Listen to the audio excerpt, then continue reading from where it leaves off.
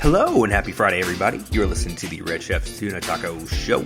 I am one-third of your podcast host. I am your Red Chef. Well, hey, everybody, we're back. This week on the show, I am going to do a watch-along with you. If you don't know what a watch-along is, basically, we'll watch something together, and I will talk about it with you. That's basically a watch-along in a nutshell. So, what we're going to be watching today, there's a show called Dark Side of the Ring. I really got into not too long ago, since, we're not doing too much. The show is on Vice on TV. Definitely check it out. Season 2 is happening right now. Basically, what Dark Side of the Ring is, it's the controversial side of professional wrestling. I am a huge professional wrestling fan. Hopefully I'm not losing you here, guys. The show is basically, if you like true crime, but you also kind of like, I like maybe you are a wrestling fan or something, but if you really like true crime, then this is gonna tick those boxes for you too.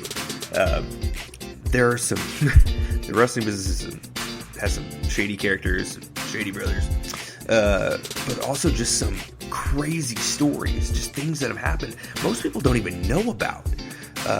And that's what we're going to dive into here on this episode. And what you can do is get on YouTube, search Dark Side of the Ring.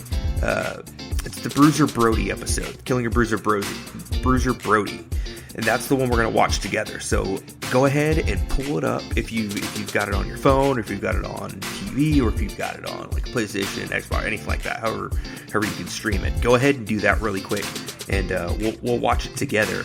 And I'll do some commentary for us. We'll watch it together, and man, maybe you might learn something. Maybe you've I've never done anything professional wrestling wise. Why don't we jump in here, both feet? I don't know anything, but let's get into it, because there's some shady stuff that happened with this. Why he's dead? Why nobody's in prison? It is a murder that is unsolved. Without any further ado, you should have pulled it up by now, hopefully. Let's dive in. Let's hit play on this thing. There we go. All right. Vice Land. Vice logo. Good evening, everyone. Welcome to Championship Sports.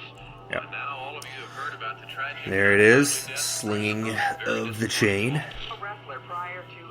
He's a wild man. His menacing looks gave him the reputation of a madman inside the ring, but a longtime wrestling promoter and others remember a very different man. If you could picture a man coming into Yeah, look at that guy. This is Bruiser Brody right here.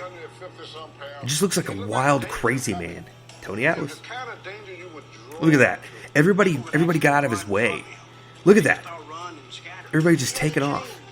There's Abby. Abdullah the Butcher. We'll get into him.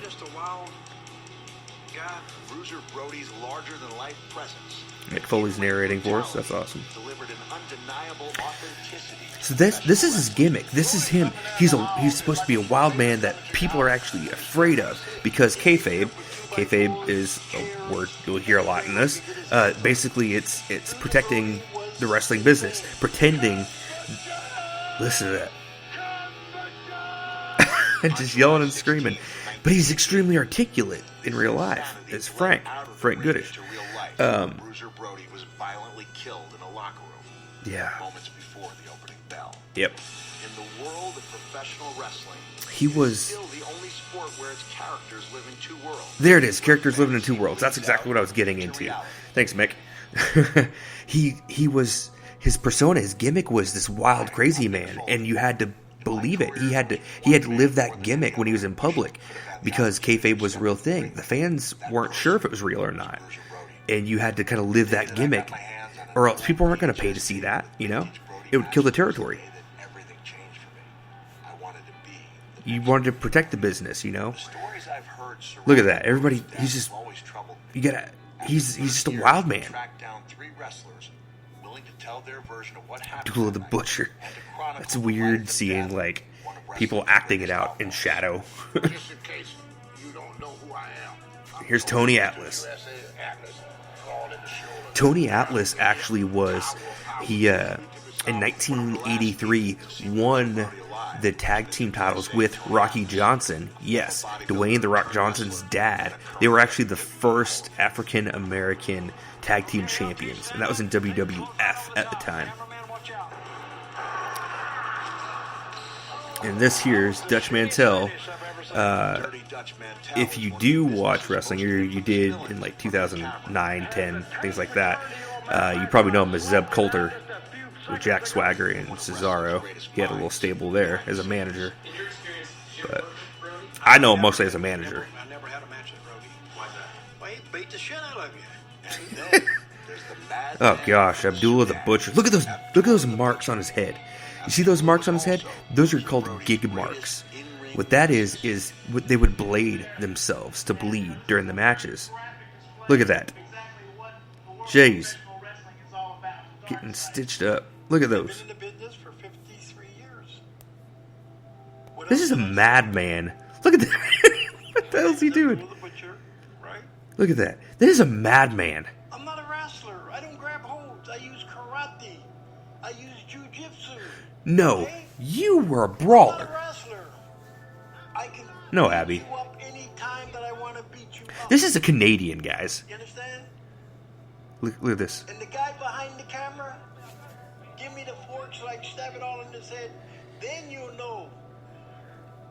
Look at this slow camera zoom they're using on this. Don't you ever say that me and Brody Look at this. was fake. We are not fakes. No. You don't use the F word in Kept wrestling. bringing 'em back and back. These guys are People would nuts. say, when I So seen they were. that match, Abby was a that brawler for the most part. He was just rough. Like he would. I mean, it was a bloodbath. I mean, he used a fork. He would use a fork to open you up. Every night, we were like killers. Did you say bloodbath? We kept pounding. Yeah. Look, those are called strong style strikes. I mean, they're hitting each other hard. They're actually like, oh, there's the fork. Yeah. And they did it every night. It was just a formula. They're legit. Stab him in the Like, head, stick it in his mouth, good night. do everything. Probably And look at the gig marks on Brody too. was outside the ring. He struck fear in the hearts of fans. Yeah. I mean, my goodness. You go into the look at it. He's in the crowd swinging a chain. I mean, come on. Reputation of the business was he was a main event. Get out of the way. He could make it Get out of the way. That's why he was so popular. That's why so many promoters wanted him, because he could put asses in the seat. All Japan Pro. So the idea of Brody, he was, yeah, a superstar, definitely. He was one of the I biggest think he Dutch. stars in the late 70s, early 80s. He's just man that he's insane. He's winning. He's going over, but he's beating his opponents Back before he died. like just crazy. And this is actually his widow and his son, actually, right here. Well, every time I come out here, I Yeah. find something new. Look at this, another. Some sentimental stuff associated Man. with it. There's a lot of it, though. He looks like his dad. He looks a lot like his dad. I mean, take a look at that. Oh, boy. I first met Frank in With the Australia monkey. in the hotel Good that I night. was working in. I'm sorry, I had Ape, no the idea gorilla. of his character because I only saw Frank Goodish. I never saw Bruiser Brody. Frank was And a lot of guys were very like that quiet, too. What she just said, very she always saw intelligent, Frank. She never saw even Bruiser. back in those days. That Bruiser Brody was his character that he played. But I mean, he had a normal never life. lost sight of who he was. He didn't become the character he created. Yeah. That's football, huh? You don't get disillusioned with you don't. I mean, some of the best characters are your personality. You turn up to 11. But listen to this. I was an All-American high school football player. I went to school on an athletic scholarship. We're on for this. He asked, "Are you rolling on that?" Okay, good. Oh, okay. They recorded that, and he's like, "Oh, that's not good." I don't think you said anything there. It's Yeah, I did. Here it is. Yeah, but I don't think it's good that anybody knows that I'm Frank Goodish. He said, "I don't think it's good that anybody knows that I'm Frank Goodich because that would kill his character." He's not. He said that, and they were rolling. He was like, "Wait a minute, hold on here." Yeah, like he's Bruiser Brody, and that's how he has to do promos and stuff for TV. He was just talking candidly, and they were filming it, and he's like, "Whoa, hey, like Frank is my legit name, but I am Bruiser Brody to promote this. That's my livelihood." He changed wanted to do for his family, and he wanted to provide. It's crazy. for his son. That was not the best shot in that chair. Just red underwear, just Even made him chilling. softer than Can you imagine if that was like your neighbor? You're just walking home, getting home from work, and he's coming home at the same time. Like, holy crap, Bruiser Brody lives next door. He's got a regular family. Look at those gig marks on his head. About my dad. At Good the same night. time, it's hard to hear these stories because they're stories that people are telling me. You're tough and I don't dudes, have a lot of man. stories of my own to tell. You gotta be. it was like the character. You gotta do things to your body that it was most people separate wouldn't even from dream the of. person I knew. I would take him to the airport, and he would just be dad, husband. Be dad, get out of husband at the car, airport. Had his hair pulled back. This is cool. Walk through those doors. This is cool. Take his hair down. He became Bruiser Brody on the other side, and I Nice. could actually see the whole transformation take place. That's cool. Like when he was out, he left his family at the airport. He got out of the car, walked inside, let his hair out, and became Bruiser Brody in public, so his family could see the transformation of him. That's crazy. That's him living the gimmick right there. It was Blood City. Crazy. Blood all the time. Big shows, you'd have 3 or 4 Yeah, matches that's- blooded. Because remember, I told you, people believed. Yeah, that's a lot of Puerto Rico. That it was serious. Yeah, and that was the big thing too. Like, why are they getting punched but they're not bleeding? Why, if you're getting hit in the face like that, how come nobody's bleeding? They would blade, they would gig like that to kind of show, oh, it's crazy, like it's violent. It's a real shoot fight. They throw feces on you. They stoned me. They used to take Yeah, they're throwing rocks at Abby in Puerto Rico. stones and throw them at me. Puerto Rico has a huge wrestling following. Like, most of the people in Puerto Rico there are just huge wrestling fans. Carlos Colon runs the territory there. We'll get into that too in this episode. That's a very big part of it, actually. Some weekly planners. More 1987, magazines, things like that. 1988. Just his daily activities, it appears, his workout schedule and regimen, and where he's traveling to. San Juan, Puerto Rico. I mean, it can't be easy to do the interviews like this. I mean, he didn't really know his dad all that much. He was a young kid. In July 1988, Jeff. Frank Goodish left his family in Texas and entered one of the most violent wrestling territories in the world. Yeah. His family could not have imagined that this would be the last time that they would see him alive. Which is nuts. It's so nuts. Commercial. Come on back. In the Here we go. summer of 1988, Bruiser Brody left his family in Texas and entered one of the most violent wrestling territories. I didn't know he was in Texas. This is in Austin, I think. His Puerto Rican fans who were waiting for his return. I didn't know that. Unresolved business and a bitter, long-standing grudge. A lot. The World Wrestling Council Here we is go. Puerto Rico's main wrestling Now this is going to be the meat and potatoes of it here. They did all that to kind of set up, okay, this is wrestling, this is what his character was, these are the people he knew. Here's Carlos Colon.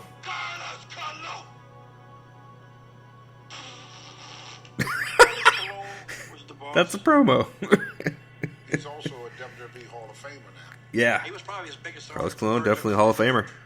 Carlos Colon's right-hand man was Jose Huertes Gonzalez, a local wrestler celebrated in the ring as Invader number 1. Ugh. Gonzalez also acted as the company's That's where it's going to get rough. the person in charge of the creative direction and outcomes of wrestling shows. Yeah, in case you didn't know this, it's predetermined. It's not fake. It's predetermined, guys. Okay, let's get it clear here. Predetermined. When Gonzalez was hoping to make a big impression in the WWF. Yeah, it was kind of a feeder territory Brody for and WWF. They didn't really care for each other. Their personalities did not mesh. Which Even is- their matches, you could tell there was something not quite right with them. Yeah, like if you can't work together, you shouldn't be working together. But If he didn't like you, he would beat the living crap out of you. so what Tony Atlas said there, if he didn't like you, he'd just beat the living crap out of you. I am against that, big time. I mean, you got to be professional. That's somebody that's trusting you in that ring to take care of them, and the rule is you go in the same way you came out, on your own 2 feet. You know, you don't want to.